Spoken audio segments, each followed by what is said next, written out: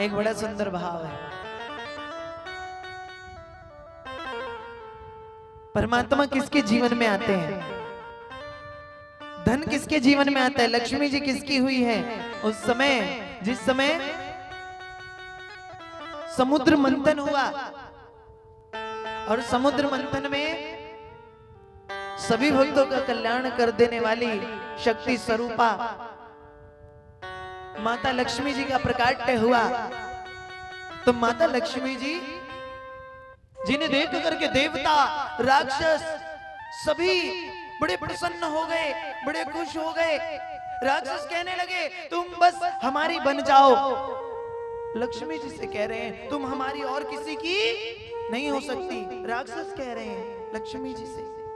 बड़े ध्यान से सुनना इस प्रसंग को, बड़ा आनंद देने वाला है। कहने लगे लक्ष्मी जी तुम सिर्फ हमारी हो। माता लक्ष्मी ने राक्षसों को एक फटकार लगाई और माता लक्ष्मी कहने लगी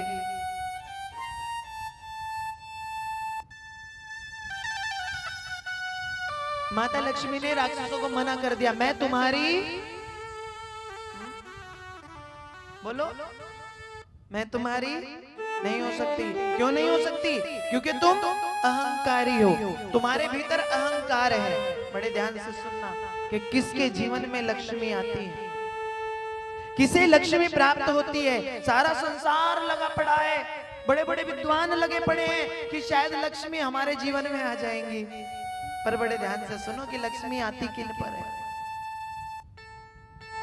राक्षसों को मना कर दिया, फटकार लगा दी, जाओ जाओ, तुम तो बड़े अहंकारी हो, मैं तुम्हारी नहीं हो सकती। जैसे ही राक्षसों को मना किया तो देवता प्रसन्न हो गए।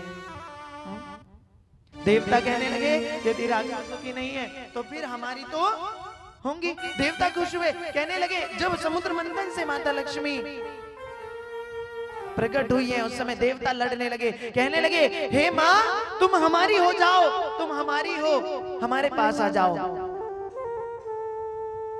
माता लक्ष्मी ने देवताओं से भी कहा, देवताओं को भी मना कर दिया। कहने लगी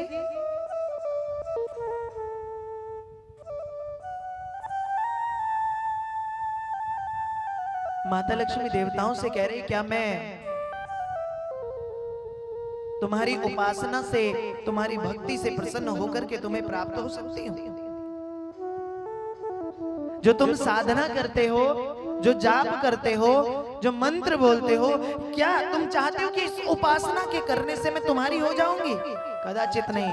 देवताओं को भी मना कर दिया, मैं उपासना करने से, भक्ति करने से भी तुम्हारी नहीं हो सकती, क्योंकि उस भक्ति को करने से, उस उपासना को करने से तो तुम देवता बने हो, परोपकार को करने से तो तुम देवता बने हो, अच्छे कर्म करने से, श्रेष्ठ कर्म करने से तो तुम देवता बने हो, मैं तुम्हारी भी नहीं हो सकती। प्रेम से बोलिए राधे राधे। ब्रह्मदेव ने कहा, जब देखा कि देवताओं की भी मां लक्ष्मी नहीं हुई तो ब्रह्मदेव ने हाथ जोड़ करके माता लक्ष्मी से कहा मां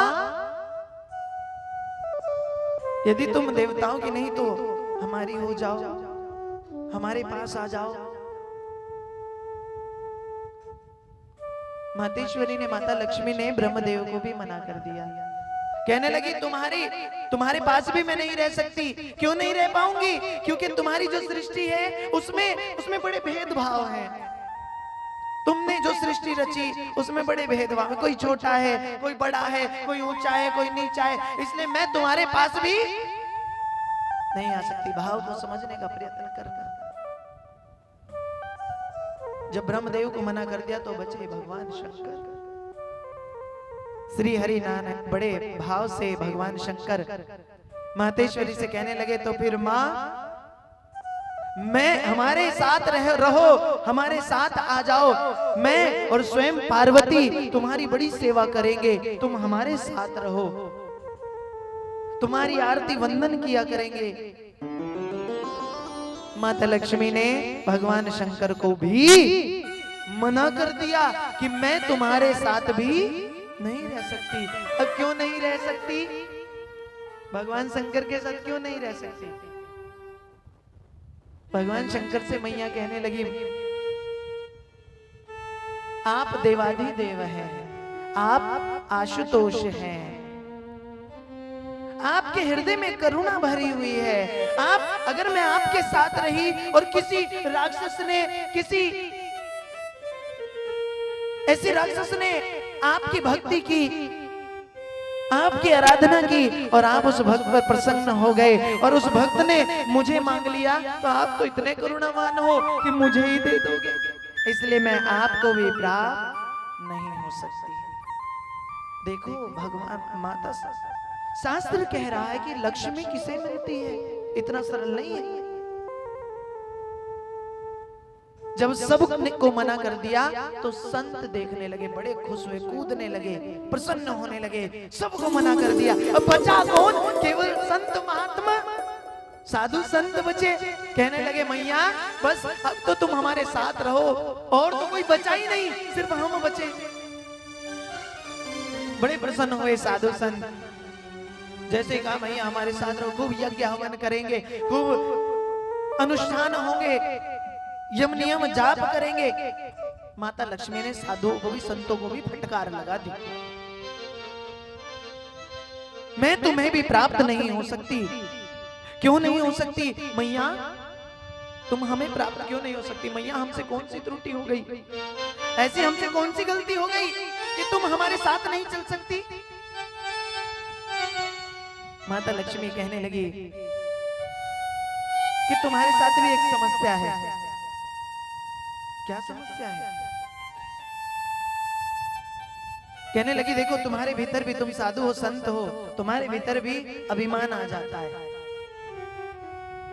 तुम्हारे भीतर भी पूजनीय भाव आ जाता है कि मैं पूजनीय बन गया हूं, ये संसारी है और मैं कौन हूं? मैं साधु हूं। तुम्हारे भीतर भी एक ऐसा भाव जन्म ले जाता है, मैं तो साधु हूं, मैं तो कथा करता हूं, मैं तो नाम संकीर्तन, ये तो संसारी है, मैं कौन हूं? मैं साधु हूं। ये जो साधु और संसारी का भाव, भेदभाव आ गया, इसलिए मैं तुम्हारे भी नहीं हो सकती। संतों ने ही पूछ लिया मैया फिर आप ही बता दो मैया कि आप किसकी हो सकती हो, कौन है ऐसा जिसकी आप हो सकती हो? माता लक्ष्मी कहने लगी मैं उसकी हो सकती हूँ जिसने काम को, जिसने क्रोध को जीत लिया हो, जिसके भीतर करुणा हो, जो दया निधि हो, जो कृपालु हो। मैं सिर्फ उसकी हो सकती हूँ, मैं सिर्फ उसकी हो सकती हूँ जिसके हृदय में सबके कल्याण की भावना भरी हो, जो सबका कल्याण करता हो, जो सबका पालनहार हो, जो सबका पालन कर रहा हो। मैं उस नारायण की हो सकती हूँ और किसी की। नारायण उपस्थित, नारायण से कहा आप मांगो क्या चाहिए। नारायण कहने लगे मुझे तो कुछ नहीं चाहिए, मुझे तो कुछ चाहिए ही नहीं। बोले कुछ तो मांगो, कुछ तो चाहिए होगा, कुछ तो मांगो। नारायण कहने लगे मुझे कुछ नहीं चाहिए, परंतु देखो एक बात कहना चाहता हूं, यदि तुम मेरा होना चाहती हो तो मेरी एक शर्त है। माता लक्ष्मी कहने लगी कहो भगवान आपकी क्या शर्त है?